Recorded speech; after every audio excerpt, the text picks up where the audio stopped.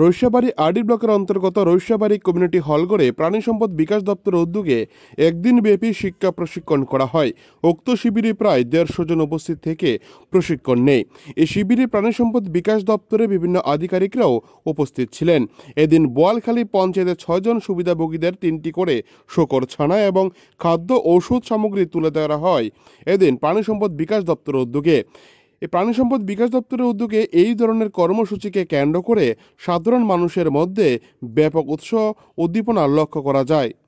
প্রাণী সম্পদ বিকাশ দপ্তরের তরফ থেকে এখানে এসে আমাদের যে একটা প্রোগ্রাম আছে AICRB অন FMD, তার আন্ডারে NEH north east Himalayan NEH activity, এই অ্যাক্টিভিটির অঙ্গ হিসাবে আমাদের যে টোটাল যে প্রোগ্রামটা হচ্ছে অ্যাসপিরেশনাল ডিস্ট্রিক্টে আমরা 3টে অ্যাসপিরেশনাল ব্লকের প্রোগ্রাম করব। এই বছর আমরা বোয়ালখালী অ্যাসপিরেশনাল ব্লক যেটা আছে রৈশাবাড়ির বোয়ালখালী ভিলেজের আমরা awareness program, FMD disease control প্রোগ্রামের উপরে আমরা করছি অ্যাওয়ারনেস প্রোগ্রাম। এর আন্ডারে আমরা অ্যাওয়ারনেস এবং পিগলেট ডিস্ট্রিবিউশন আমরা করছি। মোট 6 জন বেনিফিশিয়ারিকে আমরা ইনপুট ডিস্ট্রিবিউশন করলাম। পিগলেট দিলাম 3টে করে এবং সঙ্গে রেশন, মেডিসিন এবং কিছু বাসনপত্র যেগুলো দরকার হয়।